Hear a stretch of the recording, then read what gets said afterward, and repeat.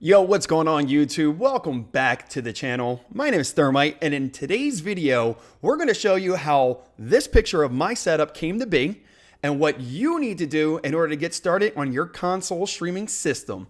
Everybody say it with me now. Yeah, buddy. Let's go.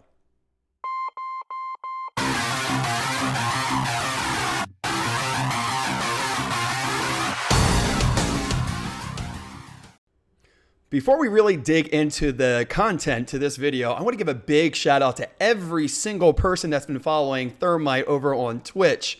Every Sunday, Tuesday, and Thursdays at 9:30 those nights. The community is great. It's been growing. We're at about 200 followers. So thank you guys for being a huge inspiration, for really sparking a lot of great conversations, and for suggesting that I make this video today. I'll have a link down in the description for you guys to come and follow us on Twitch, as well as the Discord information. The community is growing there as well, where we have a lot of engagement, a lot of great ideas being passed around, as well as all my other social media. And now that we got all the housekeeping out of the way, let's focus on how to wisely invest into your home console streaming system so you can stream to either Twitch, Facebook, YouTube, whatever your poison, whatever your platform. Now, first and foremost, we want to focus on the word budget, because if you're anything like me, I didn't have $1 million to invest into this setup, nor does it look like I invested $1 million into this setup. I started with a number, and that number was $1,600. My wife and I talked about it, and we knew that this is what we needed to do in order to accomplish what we needed. And with the help of a very good friend of mine, I'll link his name in the bottom, that Zalius guy on Twitch, he actually helped direct me in the right directions on what to purchase. So everything that I'm going to show you today is actually a product of what this young man had walked me through and had worked me through with my budget. Okay, great. We've talked about the budget. We established it, $1,600. Now, how do we work within those parameters? Once again, with working with that Zalius guy, I needed to get a computer because the only thing I actually own to start streaming is an Xbox One X. And that's not enough to do the job that you see today over on the channel. So he really instructed me on what exactly I need component-wise to have the proper computer. Now for the PC that I am using, if you guys check it out here, you'll see I have the Skytech Blaze 2 from Skytech Gaming. Now this is a pre-built PC that they provide, but they also do custom builds as well. It turns out when I went to go purchase everything for the stream when we had this idea, it turns out that every single part on the market in order to custom build a PC was overinflated or overpriced due to demand being so high and supply being so low. Turns out COVID drove up prices. So we came up with a great solution with this pre-built machine. It has a great GPU, CPU, and it handles everything I need for the stream very, very well, and I highly recommend it, especially at the price point of $950, which is ludicrous for everything that it can do. I mean, it also has those cool lights that you can pre-program and all that good stuff that you see in all the big streams, so that's always a bonus, am I right? Now, if you're keeping track of the budget, we're already well over halfway through our budget. I mean, $950 just for the PC is kind of eating up a lot of it.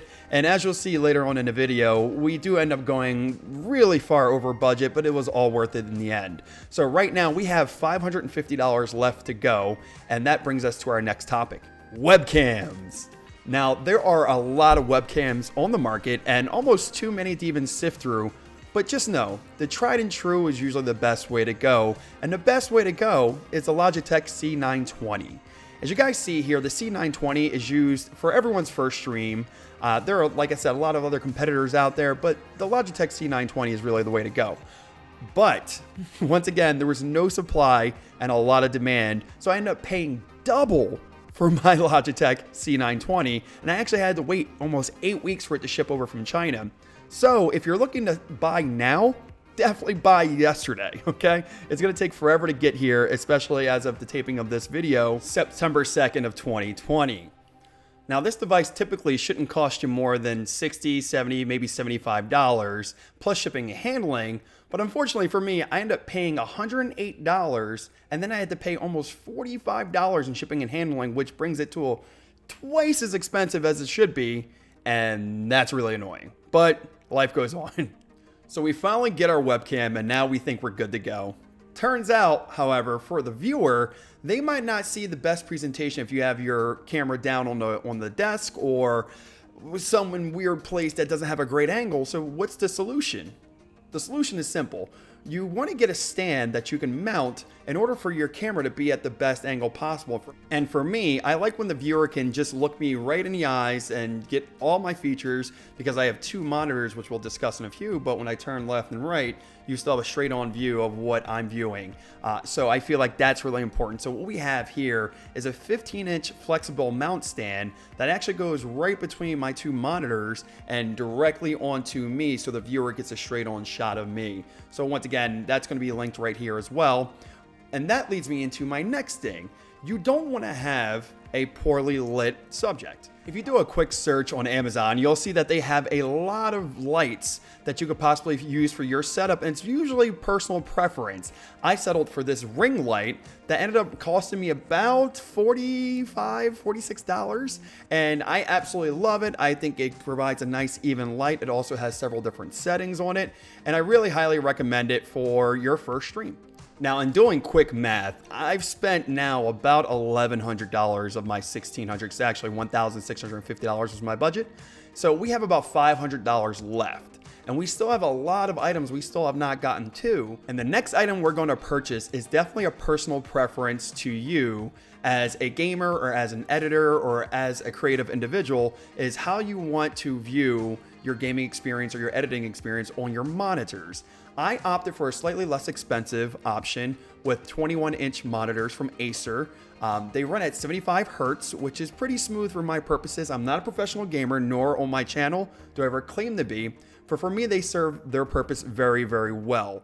I ended up purchasing these monitors from Walmart at $120 a piece, or $240 for the grand total of the items. And naturally, I wanted to mount them to really raise them up off of my desk, because as you see, my desk is actually quite tiny, so I need to make sure I optimize as much space as possible. So from Amazon, I actually picked up this great $40 purchase for a dual monitor stand system. Now, next up on our larger or more expensive purchases to be made is our microphone. And as you see here, I'm actually rocking the Blue Yeti USB microphone. Now, this thing is golden. I mean, I really do love everything about this microphone, including its price point, which came in at about $120, $130. So for the value that you get and the amount of customization that you can get out of this microphone, there's really no competitor in this price range. Also, if you observe next to my microphone, I actually have this pop filter, which only costs $15, $16, but it's great, especially if your S's or your T's are kind of harsh like mine are. It really does a great job of softening that for the listener, so it's not so harsh when it comes across to the audience. Now, with checking back into our budget, we now made another significant amount of purchases, and now our budget's starting to dwindle, and now I'm starting to get kind of worried, because this isn't how I priced it or planned it. So we're at about $120 left, and we still haven't even made the most significant purchase, and that would be the Elgato HD60 Pro. Now, since I'm running from console, that means I need a way to get from my console into my computer so I can capture and edit my video game footage for my viewers and for everyone's enjoyment. Now, there are a couple different versions of this device. There's the HD60S and the HD60 Pro. Now, I opted for the Pro because I want it for my stream and my services to be as high quality as possible, and for the price point that I wanted to spend, it kind of made the most sense. The HD60S is another great product. It just didn't suit what I was looking to achieve or looking to accomplish with my stream. That's not to say that you wouldn't benefit greatly from it as well. Now, the HD60 Pro did end up running me about $170, so I have officially busted through the floodgates of my budget, and now I'm in no man's land, and there's no turning back. So what do you have to do? You got to keep pushing forward, right? And the remaining few items that I actually needed were things that I never even thought about when originally putting this entire idea together.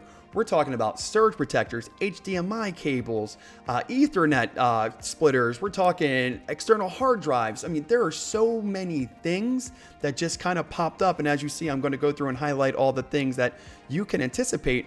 But these are all things that you just need to be wary of and just be aware of and kind of bake into your budget. So for my purposes, I end up spending about $300 more on things that I wasn't even aware of in the first place. And there's one last little thing that I want to talk about that could make a big difference with your stream. And if you take a look at my streaming setup, you'll see that I have these blue and black panels that are behind my setup. I have a tiny 1-bedroom apartment and my wife and I share it, and there's a lot of bouncing around of echo with those panels not there. So these are actually acoustic panels, and I highly recommend, especially if you're in the same situation as me where I'm talking at a camera which is right next to the wall, in order to keep the echoes down, you want to make sure that you have something behind your setup. It won't completely kill the noise or eliminate the noise, but it will prevent a lot of the echo, especially if your partner is right behind you.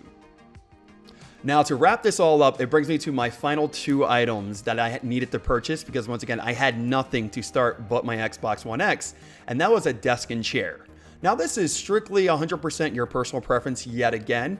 I didn't have a real big budget in mind for my desk and chair, but this was a compromise that I had to make with my wife in order for it to fit the aesthetic of our apartment. And if it were left up to me, I wouldn't have spent $340, $350 like I did do. I would have spent about half that and got something a little bit more gamer oriented. But when you're married, and the married guys in the room know what I'm talking about, the missus gets what the missus wants. And there's no compromise, which I'm cool with. So to wrap things up, as you see, I'm well over budget by this point. Actually, to be exact, I'm $659.20 over budget, and it brought my total purchase up to $2,309.20 exactly. Now, this is way over my budget and way over my intention, but you know what? I don't regret it at all. So just make sure that when you're planning to make your purchases, that you factor in all these factors that I presented to you today. Now, for those aspiring streamers out there and YouTube creators with nothing but an Xbox, a PlayStation, and a hope and a dream, just know that it's possible. You don't need the best equipment in the world. I don't have the best equipment in the world, because at the end of the day, all that matters is the content you're creating and if you're having fun while doing it. And that gets conveyed to your audience every single time you pop up on camera.